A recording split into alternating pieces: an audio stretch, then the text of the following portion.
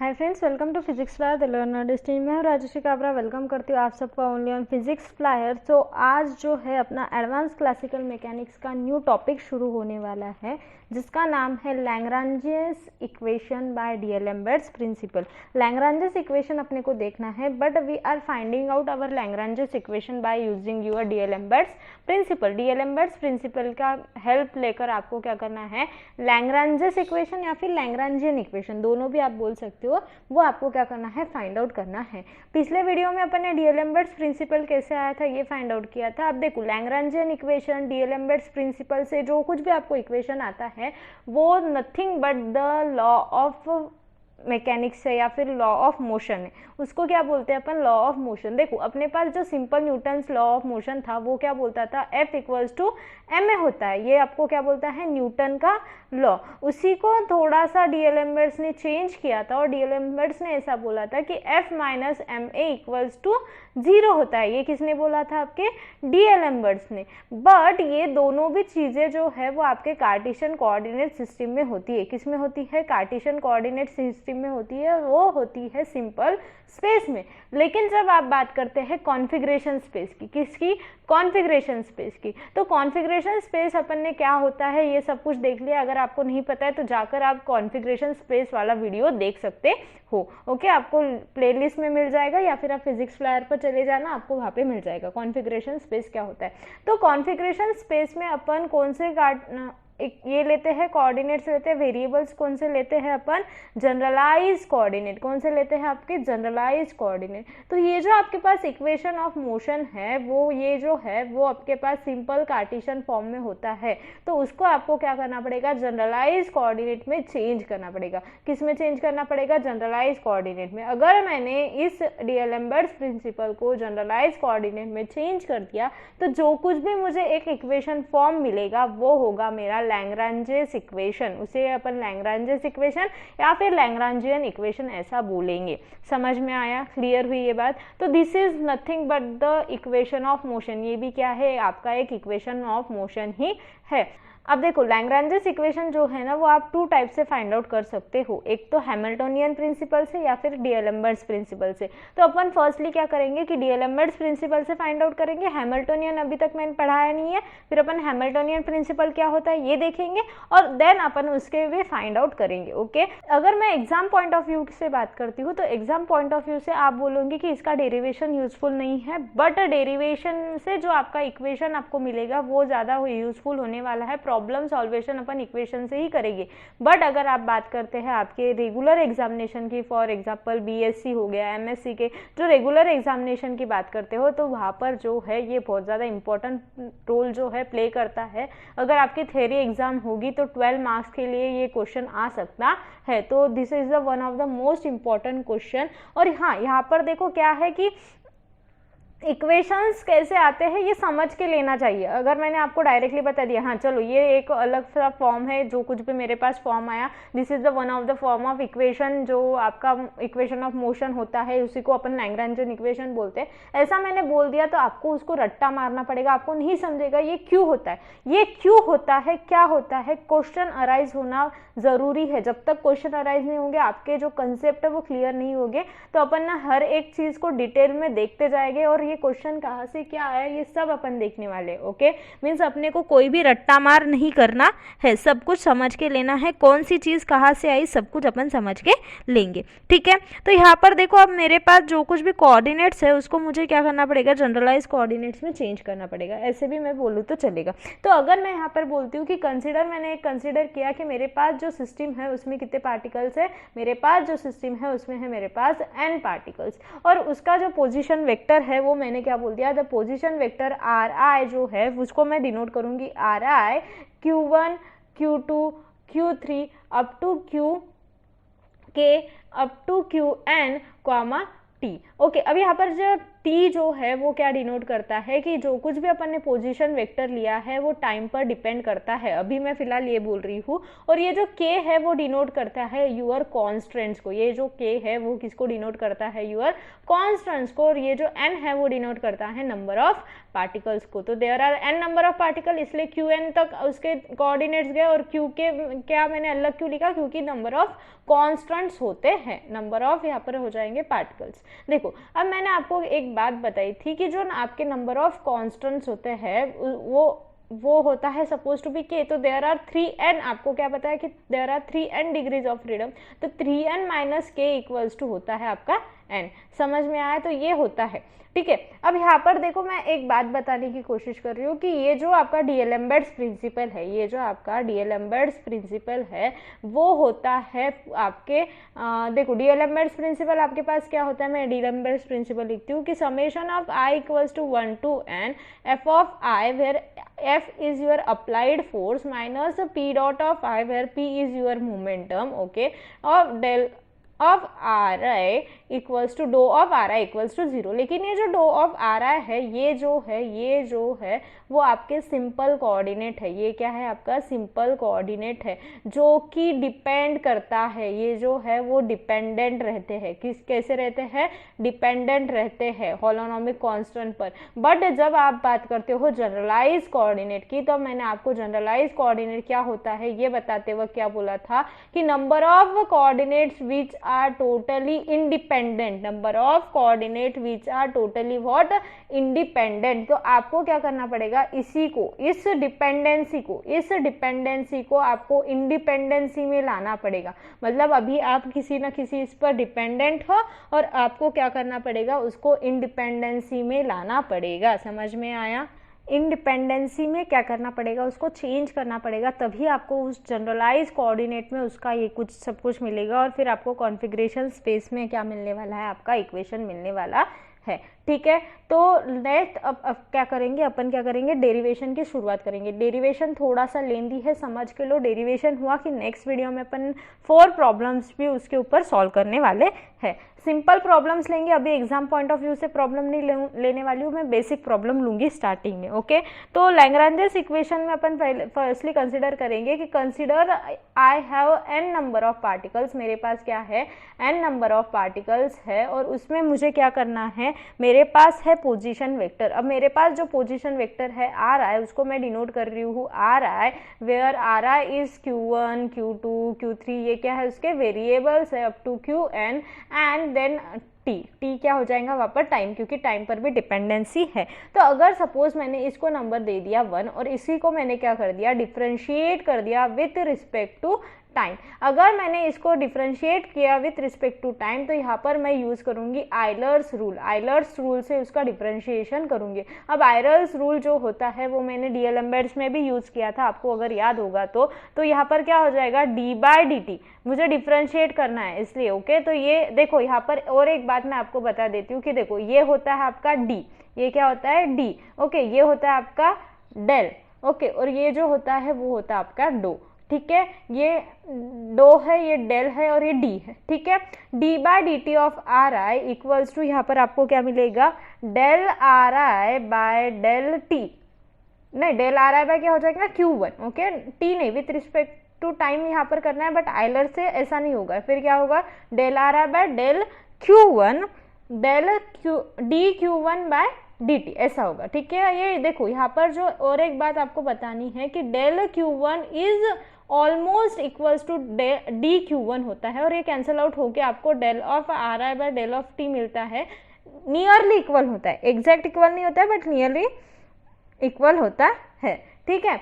तो फिर यहाँ पर इसका एक्सपेंशन क्या हो जाएगा, del R I by del Q1 into D Q1 by D T plus del of are I, where are जो है यहाँ पर हर जगह पोजीशन वेक्टर लेना है आपको, del of Q2 D Q2 by D T plus so on up to n तक जाएगा, तो क्या हो जाएगा, del of are I by del of Qn D Qn by D T, फिर क्या हो जाएगा, ये टाइम के लिए भी होगा, तो टाइम के लिए क्या हो जाएगा, del of are I by del of क्या हो जाएगा यहाँ पर टी, ठीक है, डेल ऑफ Q नहीं होगा, ये टी होगा, फिर क्या हो जाएगा dt बाय dt। अब dt बाय dt क्या हो जाएगा, कैंसिल आउट हो जाएगा, 1 हो जाएगा, ठीक है। तो फिर आपको ये मिलेगा। अगर मैंने इस इक्वेशन को सिंपली समेशन, ये देखो ये जो सारी चीज़ें हैं उसको मैंने अगर समेशन के फॉर्म में लिख दिया तो मेरा कुछ बिगड़ेगा क्या, नहीं बिगड़ेगा।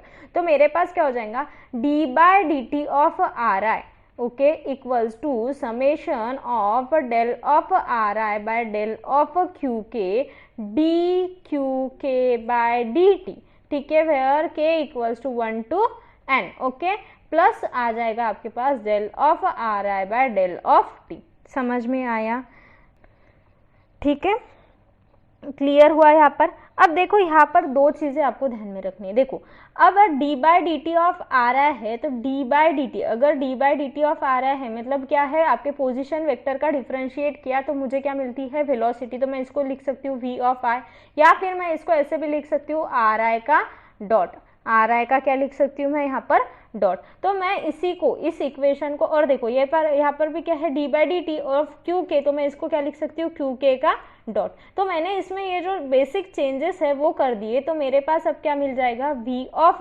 i equals to R I का डॉट भी बोल सकती हूँ मैं। तो यहाँ पर क्या हो जाएगा, summation of k equals to 1 to n doe of del of are I by del of Q के, ठीक है, क्यू के डॉट, ठीक है, क्यू के का dot plus del of are I by del of T. समझ में आया। इसको मैंने दे दिया इक्वेशन नंबर 2, इसको मैंने क्या दे दिया, इक्वेशन नंबर 2। अब अपने पास वर्चुअल डिस्प्लेसमेंट क्या होता है। अब देखो वर्चुअल डिस्प्लेसमेंट मैंने जब पढ़ाया था तब मैंने आपको क्या बताया था कि जब भी आप वर्चुअल डिस्प्लेसमेंट की बात करोगे तो एट दैट टाइम इंस्टेंट आप बात करोगे, किसके, टाइम इंस्टेंट पर। मतलब मैंने आपको ये बताया था कि वहाँ पर जो है टाइम का पैसेज नहीं होगा, there is no time passage. तो जब भी आप वर्चुअल डिस्प्लेसमेंट की, अब देखो मैंने जनरलाइज डिस्प्लेसमेंट में जो बताया था वही होता है आपका वर्चुअल डिस्प्लेसमेंट। बट जब जनरलाइज डिस्प्लेसमेंट में अपन टाइम को भी कंसिडर करते हैं, बट टाइम की डिपेंडेंसी भी कंसिडर करते हैं, बट जब आप वर्चुअल डिस्प्लेसमेंट की बात करोगे तब आप उसकी डिपेंडेंसी को नहीं कंसिडर करोगे। समझ में आया। तो यहाँ पर दो वर्चुअल डिस्प्लेसमेंट आप क्या बोलोगे कि वी हैव वर्चुअल डिस्प्लेसमेंट। मैं हर एक स्टेप को इलेबरेट कर कर बता रही हूँ। मुझे पता है कि जो लेक्चर है वो थोड़ा बड़ा होने वाला है, लेंदी होने वाला है, बट मैं हर एक चीज़ को इलेबरेट कर कर बता रही हूँ। तो द वर्चुअल डिस्प्लेसमेंट जो है डो ऑफ आर आई से मैं डिनोट करती हूँ, और डो ऑफ आर आई जो है वो मेरे पास होता है summation of k equals to 1 to n del of are I by del of Q K, okay, और डो ऑफ क्यू के। ये होता है मेरा वर्चुअल डिस्प्लेसमेंट, जिसको मैंने नाम दे दिया equation number 3, where virtual displacement जो होता है वो होता है independent of time, independent of time. इसीलिए टाइम की जो कुछ भी वैल्यू है वो आगे प्लस 0 हो जाएगा, इसलिए कुछ भी वहाँ पर नहीं होगा। ओके, ठीक है, समझ में आया। तो यहाँ पर इक्वेशन नंबर 3 यहाँ पर हो गया। अब अपन बताएंगे, अपन ने क्या बोला था कि अपन लैग्रांजेस इक्वेशन निकालने वाले हैं, लेकिन किससे निकालने वाले हैं, डीएलएम्बर्ट्स प्रिंसिपल से निकालने वाले हैं। तो now according to D'Alembert's principle अपन क्या बोल सकते हैं कि summation of I equals to 1 to n, जो अपन ने डीएलएम्बर्ट्स प्रिंसिपल निकाला था वही अपन यहाँ पे लिख रहे हैं।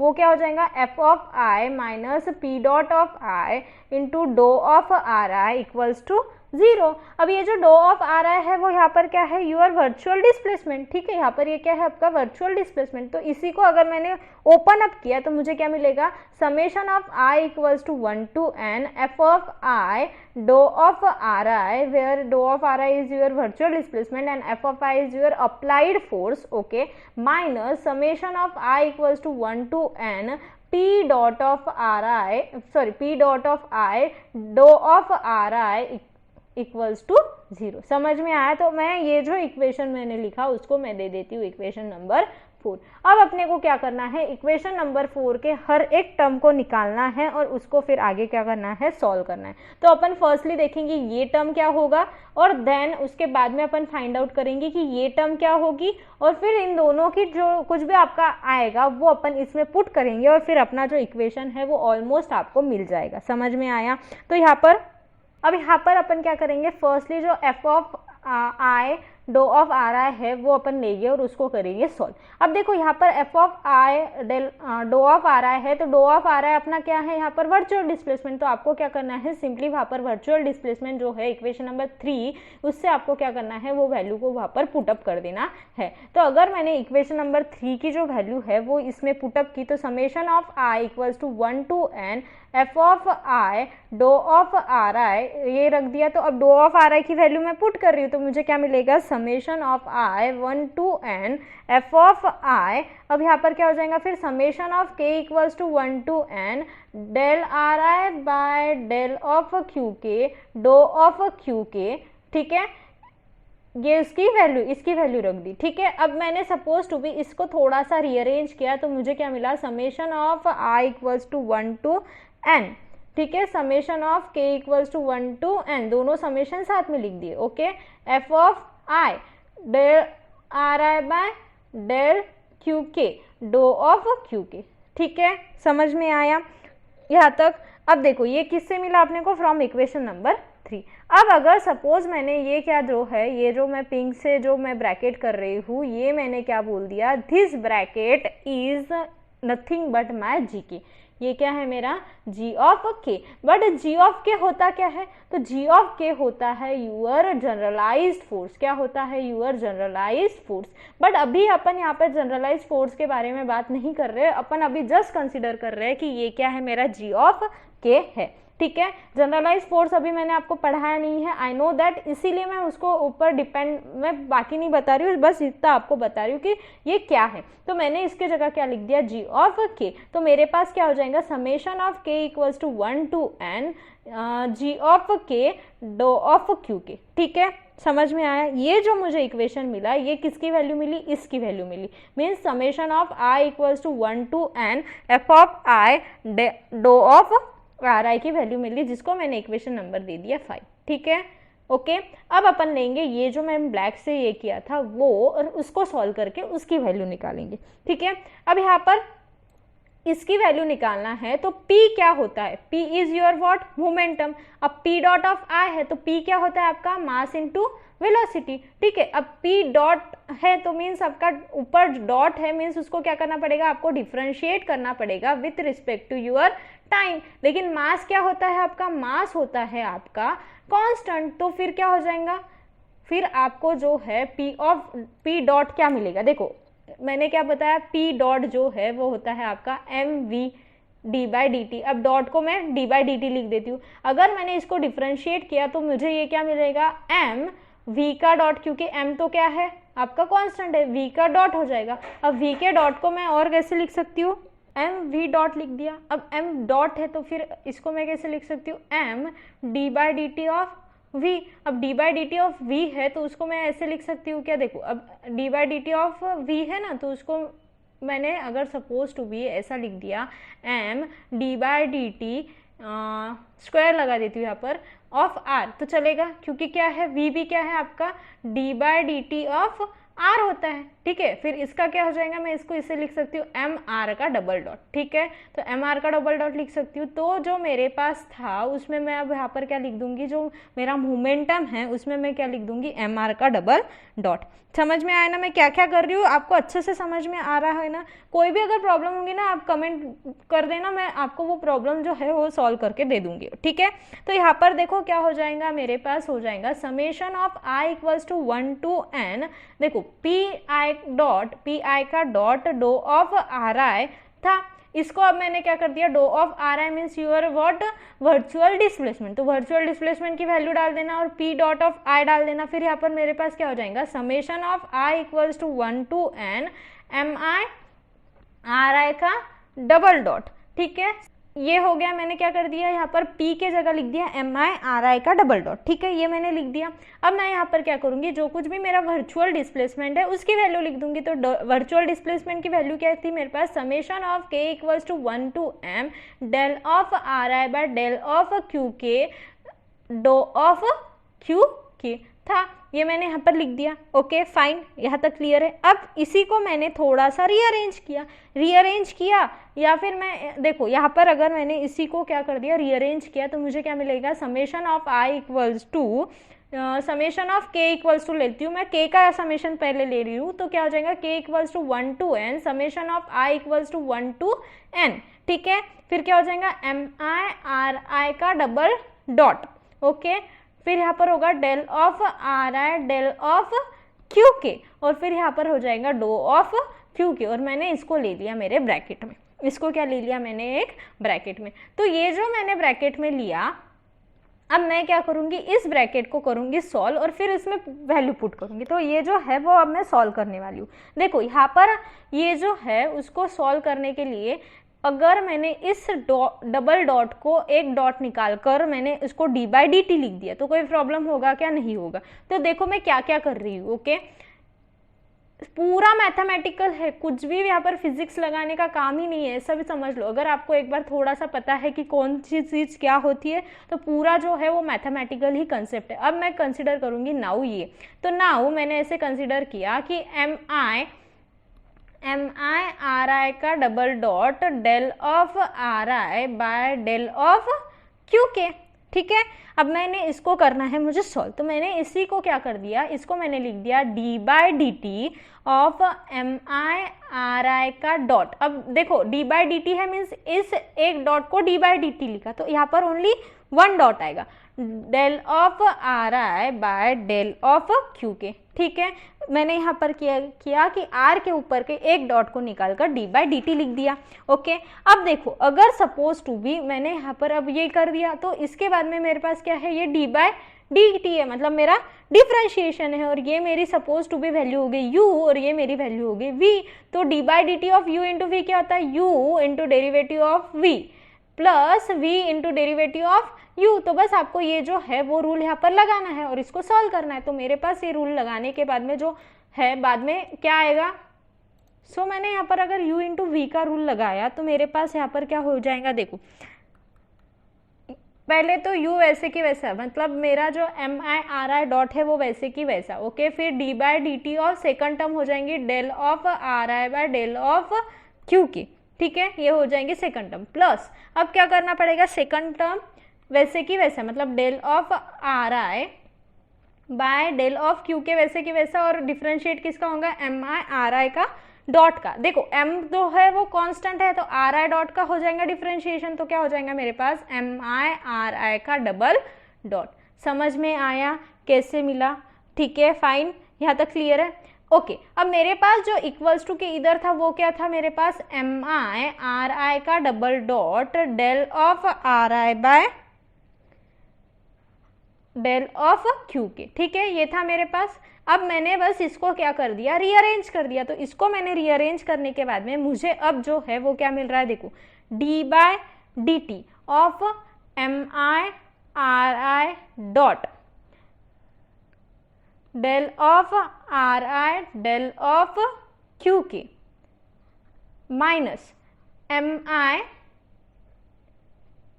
देखो ये जो है ना वही, ये जो है ना वही लिखा है मैंने। ओके, कोई भी यहाँ पर कंफ्यूजन नहीं है, बस अपन उसको रीअरेंज कर रहे हैं। एम आई आर आई का dot D by D T of dough R I by dough Q के, ठीक है, equals to doe R I by dough Q K M I R I का डबल डॉट।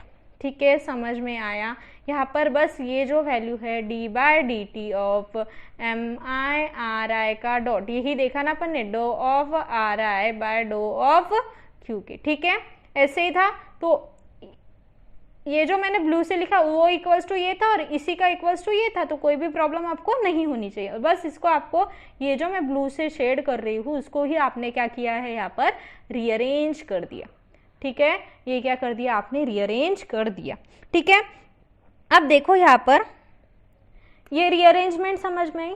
अगर मैंने ऐसे बोला कि putting the obtain value in the equation number 6, कि जो आपके पास ये जो ऑब्टेन वैल्यू है वो इक्वेशन नंबर 6 में मैंने पुट करना है, तो मैं क्या करूँगी, इस इक्वेशन को मेरे वो वैल्यू में पुट करूँगी। तो मेरे पास क्या हो जाएगा, अब देखो आपने ऊपर लिखा हुआ होगा, तो उसमें मैंने वैल्यू पुट कर दी, तो मुझे क्या मिलेगा, summation of I equals to 1 to n P dot of I do of are I equals to, अब मेरे पास क्या हो जाएगा, समेशन ऑफ के equals to 1 to n summation of K I equals to 1 to n, वैसे कि वैसा। अब यहाँ पर जो है ये वैल्यू पुट करनी पड़ेगी, इसकी वैल्यू पुट कर रहे हैं ना अपन, तो ये जो है, ये जो पूरी वैल्यू है वो यहाँ पर पुट करनी पड़ेगी। तो मेरे पास क्या हो जाएगा, D by D T of M I R I dot del of are I by del of Q के minus M I R I का dot D by D T of del of are I by del of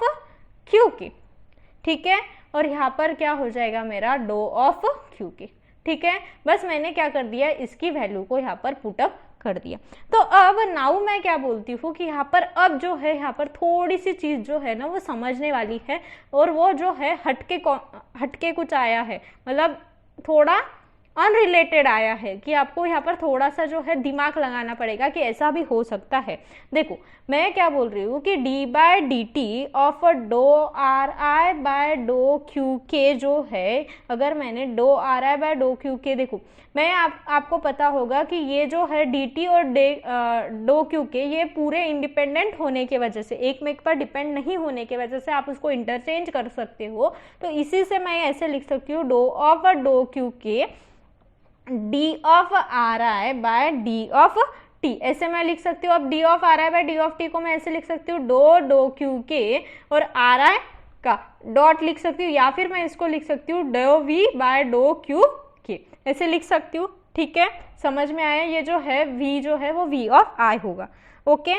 तो जैसे मुझे d by D T of dough R I by dough Q के equals to do V I by dough Q K मिला, ठीक है। तो अगर मैंने इसको इंटीग्रेट कर दिया, इसको मैंने क्या कर दिया, ऑन इंटीग्रेटिंग, अब इंटीग्रेट किया तो इंटीग्रेट करने के वजह से यहाँ पर इंटीग्रेशन साइन आ जाएगा, ठीक है। अब यहाँ पर इंटीग्रेशन साइन आएगा तो ये जो डी बाई डी टी और इंटीग्रेशन है वो कैंसिल आउट हो जाएगा, ये कैंसिल आउट हो जाएगा, तो मेरे पास यहाँ पर ओनली क्या बचा, del of are I by del of Q के इक्वल्स टू ये जो इंटीग्रेशन है, अगर उसको आपने सॉल्व किया तो आपको मिलेगा del we I by del Q dot of के, क्या मिलेगा, del we I by del Q dot of K, ये आपको वहाँ पर मिलेगा। समझ में आया। तो अब आपको यहाँ पर क्या करना है, ये जो कुछ भी आपको इक्वेशन मिला है, ये जो कुछ भी आपको इक्वेशन मिला है, वहाँ पर इस वैल्यू के जगह आपको ये वाली वैल्यू पुटअप करनी पड़ेगी, ठीक है।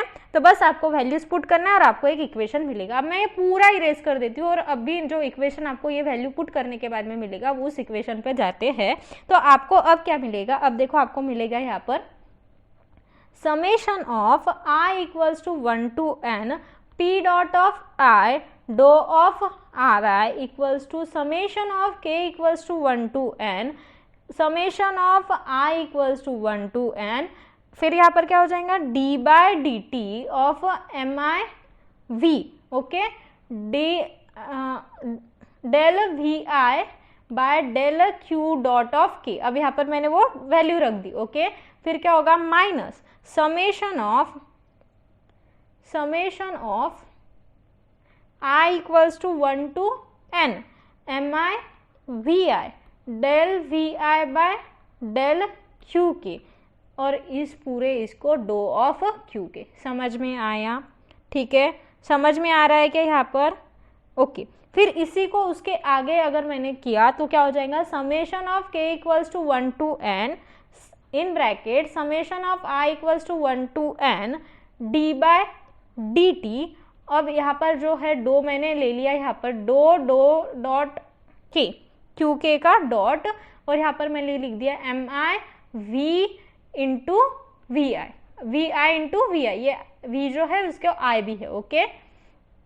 तो इसी को मैं वी आई स्क्वायर लिख सकती हूँ ना, तो मैं यहाँ पर डायरेक्टली क्या लिख देती हूँ, वी आई का square, V I into V I का स्क्वायर, माइनस यहाँ पर फिर क्या हो जाएगा, माइनस ये bracket close, minus summation of i equals to 1 to n, अब यहाँ पर भी वही होगा, डो क्यू के आ जाएगा बाहर mi इंटू वी आई, फिर vi इंटू वी आई क्या हो जाएगा, vi का स्क्वायर, तो यहाँ पर हो जाएगा mi vi का स्क्वायर, ठीक है, mi vi का स्क्वायर, फिर यहाँ पर हो जाएगा डो क्यू के, ठीक है।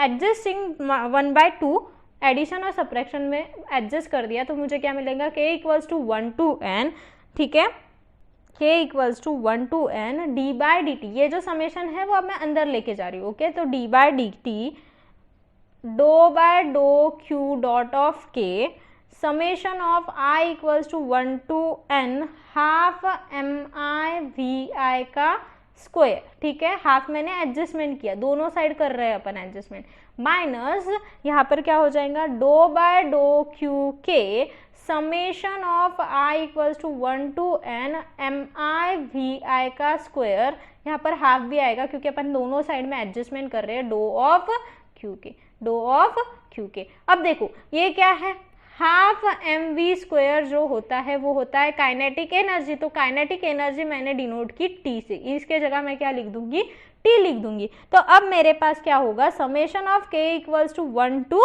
n d by D T of del T by del Q के का dot minus D by D T of del Q k into do Q के, ठीक है, इसको मैं दे देती हूँ इक्वेशन नंबर 7। ये मुझे किसकी वैल्यू मिली, मेरी वो सेकंड टर्म, फोर्थ इक्वेशन में जो सेकंड टर्म थी उसकी, मतलब i equals to 1 to n p dot of i do of ri, इसकी वैल्यू मुझे ये मिली। तो अपने पास देखो इक्वेशन नंबर 5 और इक्वेशन नंबर 7 जो है उन दोनों में अपने को दोनों टर्म की वैल्यू मिली जो आपको पुट करनी पड़ेंगी इक्वेशन नंबर 4 में। तो बस by putting the value of equation number 5 and 7 in equation number 4, ठीक है, आपको क्या करना पड़ेगा, 5 और 7 का इक्वेशन नंबर 4 में उसको वैल्यू को पुट करना पड़ेगा। मैं ये इरेज कर लूँ, ठीक है, अब मैं ये इरेज कर क्या करती हूँ, equation number 5 and 7, equation number 5 and 7 को मैं क्या कर रही हूँ, यहाँ पर 4 में डाल रही हूँ, मीन्स अपने डीएलएमबेड्स प्रिंसिपल में डाल रही हूँ। तो अपना जो इक्वेशन नंबर 4 था वो मैं एक बार लिख देती हूँ, वो क्या था आपके पास, summation of i equals to 1 to n f of i do of ri minus summation of i equals to 1 to n p dot of i do of ri equals to 0। अब मैं एक काम करती हूँ कि देखो ये जो है ना इक्वेशन एक तो बहुत लेंदी भी जा रहा है, कुछ आपका छूट गया वगैरह होगा, तो इसी के डिस्क्रिप्शन बॉक्स में आपको एक पीडीएफ की लिंक मिलेगी, वो जाकर देख लो, वो पीडीएफ में मेरे हैंड रिटन नोट्स है, वो आपको मिल जाएगा। अगर कोई भी अगर आपको स्टेप रह जाती है, कुछ लिखना नहीं होता है या फिर बोर्ड की वजह से कुछ समझ में नहीं आता है तो वो आप जाकर चेकआउट कर लेना, ठीक है। तो आपको वो जो पीडीएफ है उसकी मेरे हैंड रिटन नोट्स है उसकी पीडीएफ में इसके डिस्क्रिप्शन में डाल दूंगी, इसी लेसन की, इसी लैग्रांजियन इक्वेशन की, ठीक है। तो अब मेरे पास इसकी वैल्यू आई थी, इसकी वैल्यू आई थी, वो डाल दो, क्या हो जाएगा मेरे पास फिर summation of k equals to 1 to n g k do Q के minus summation of k equals to 1 to n d by D T of del T by del Q dot of k minus D by D T of del T by del Q के dough of Q के equals to 0। समझ में आया? अब मैं क्या कर रही हूँ, ये जो समेशन है, ये दोनों भी समेशन है वो, और ये डो ऑफ क्यू के जो है इन दोनों को कॉमन निकाल लेती हूँ। अब मेरे पास फिर क्या हो जाएगा, summation of k equals to 1 to n, ठीक है, जी के minus D by D T of do del T by del Q के का dot minus del T by del Q k into dough of Q के equals to 0। समझ में आया यहाँ पर? ठीक है।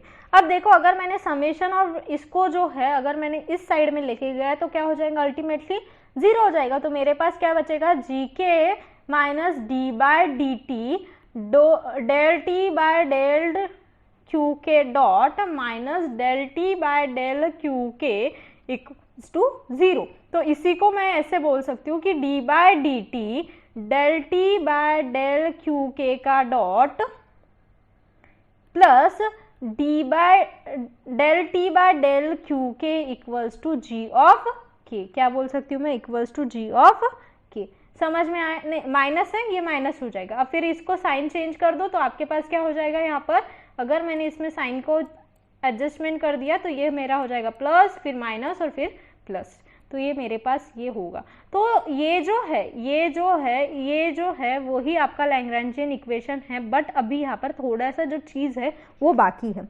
अब जो चीज़ बाकी है वो क्या है, फॉर अवर कंजर्वेटिव सिस्टम। अब अपन क्या देखने वाले हैं, फॉर अवर कंजर्वेटिव सिस्टम। तो यहाँ पर एक बात याद रखनी है, तो this is the general form of Lagrangian. ये क्या है आपके पास, जनरल फॉर्म ऑफ लैग्रैन्जियन, लेकिन अपन यूज करते हैं कंजर्वेटिव सिस्टम का लैग्रैन्जियन। क्या यूज करते हैं अपन, कंजर्वेटिव सिस्टम का लैग्रैन्जियन या फिर नॉन कंजर्वेटिव सिस्टम का लैग्रैन्जियन। देखो ये जो g ऑफ k है वो नथिंग बट आपका क्या है, जनरलाइज्ड फोर्स। ये जो g ऑफ k है वो क्या है आपका, nothing but your generalized force. और आपको अल्टीमेटली क्या करना था, इक्वेशन ऑफ मोशन निकालना था। और इक्वेशन ऑफ मोशन में आप हमेशा क्या निकालते हो, F इक्वल्स टू, या फिर F के फॉर्म में निकालते हो, मतलब फोर्स के फॉर्म में निकालते हो, तो आपको ये मिला। बट अभी अपन देखने वाले हैं टू कंडीशन। टू कंडीशन क्या कि एक तो सिस्टम अगर कंजर्वेटिव रही तो क्या होगा, और अगर सिस्टम नॉन कंजर्वेटिव रही तो क्या होगा। तो अपन ना अभी सिर्फ कंजर्वेटिव सिस्टम देखने वाले हैं। नॉन कंजर्वेटिव के लिए आपको सिर्फ इतना पता है कि जो कुछ भी, ठीक है मैं अभी बता देती हूँ आपको, नॉन कंजर्वेटिव के लिए शॉर्टकट में बता दूंगी। पहले अपन अब कंडीशन लेंगे कि कंजर्वेटिव फोर्स क्या होगा।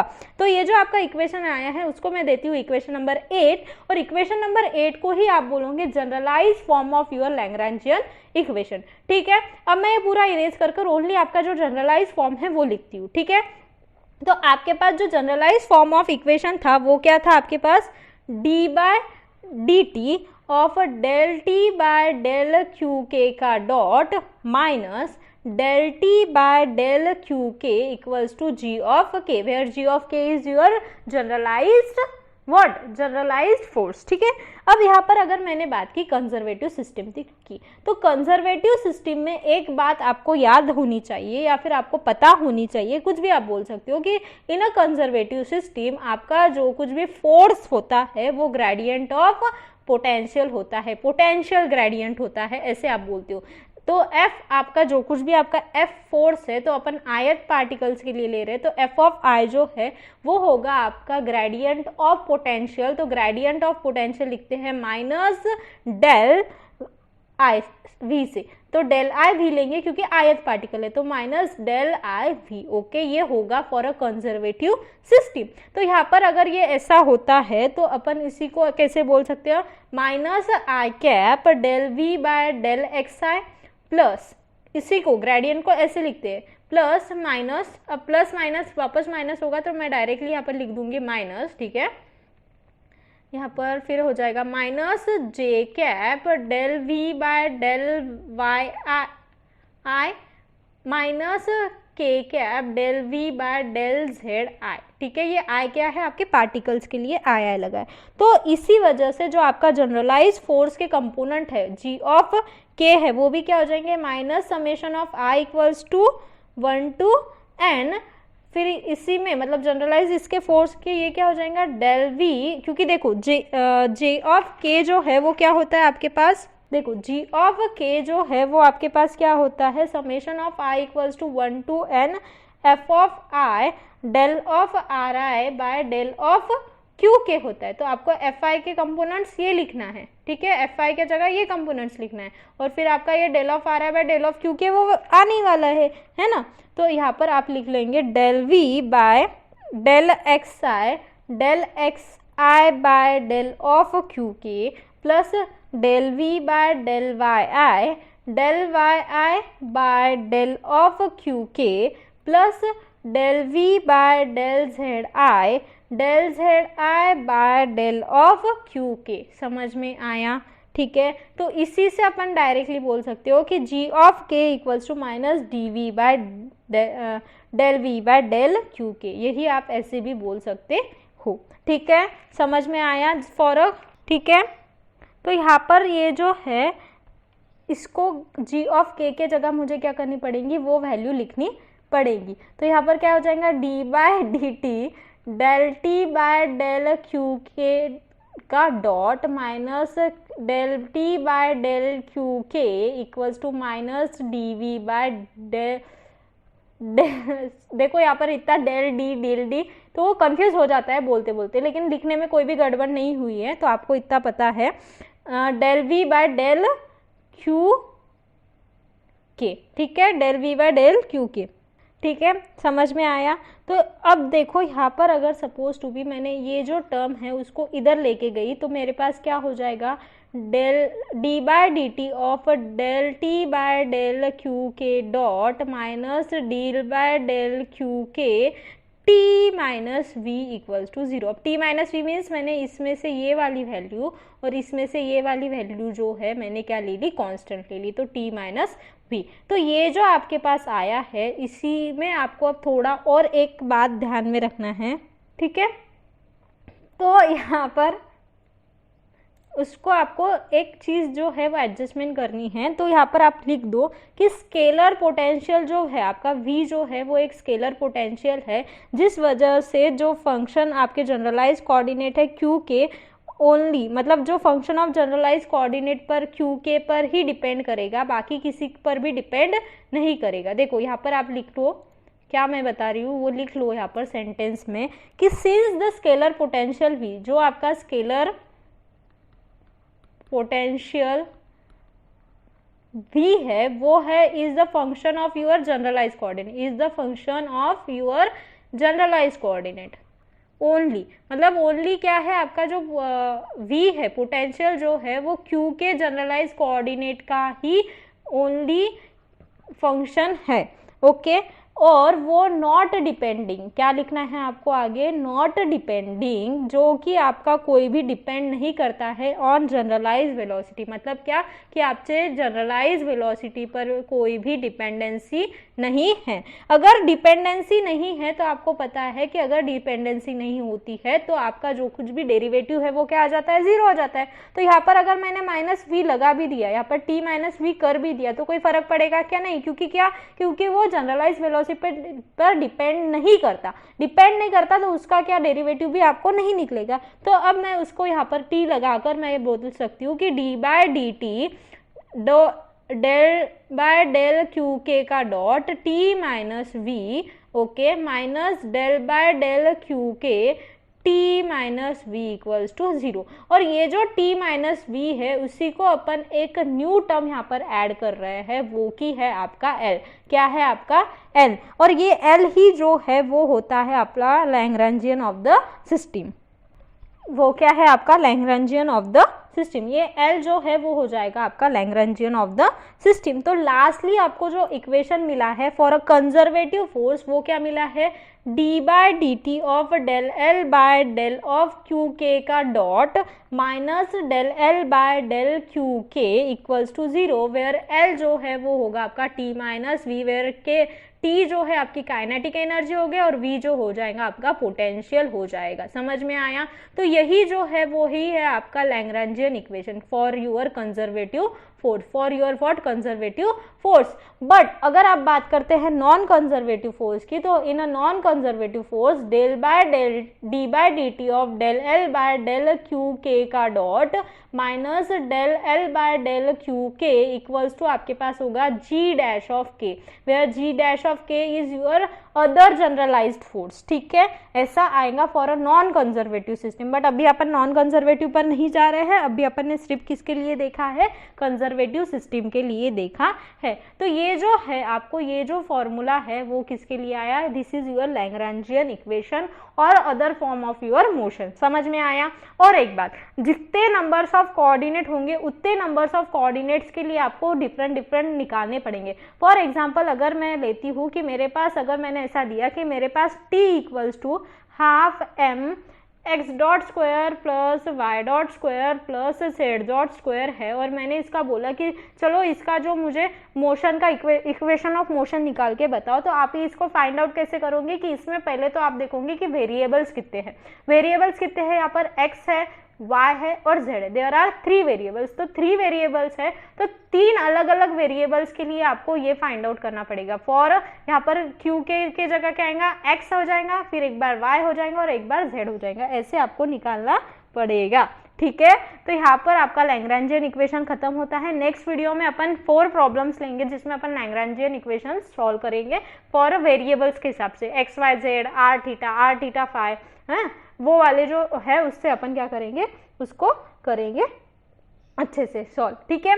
तो this is all about the Lagrangian equation. मुझे पता है थोड़ा सा लेंदी हो गया था, बहुत ज़्यादा डी डेल डो टी ऐसा बहुत सारा है, बहुत सारा कंफ्यूजन है, बट मैथमेटिकल है, आपको समझ में आ जाएगा। वीडियो पूरा देखो, और वीडियो देखने के बाद में अभी आप क्या करो, वीडियो देखते देखते आपने थोड़ा सा तो नोट डाउन किया ही होगा, तो आपको क्या करना है, अब जाना है आपके डिस्क्रिप्शन में, वहाँ पर लिंक मिलेगी, पीडीएफ लो और पीडीएफ से एक बार लिख लो। पीडीएफ से लिख लिया तो आपका टेंशन पूरा खत्म हो जाएगा। मैं गारंटी देती हूँ कि आपको सब कुछ अच्छे से समझ में आ जाएगा। अगर मेरे एफर्ट्स आपको पसंद आए तो प्लीज लाइक कर देना, कमेंट कर मुझे जरूर बताना, कोई भी प्रॉब्लम होगी तो कमेंट में डाल देना, फिर अपन उसको सॉल्व करने की कोशिश करेंगे। ओके, सब्सक्राइब कर देना चैनल को, और अगर आप ऑलरेडी सब्सक्राइबर हो चैनल के तो आपको क्या करना है, ज्यादा से ज्यादा शेयर करना है, क्योंकि आप सभी को पता है कि डिजिटल, क्लासिकल और उसके साथ साथ एनालॉग तीनों भी सब्जेक्ट जो है अपन कंप्लीट करने वाले हैं। और मैंने आपको बता दिया है कि जब तक मुझे रिस्पॉन्स नहीं मिलेगा तब तक मैं कंप्लीट नहीं करूंगी।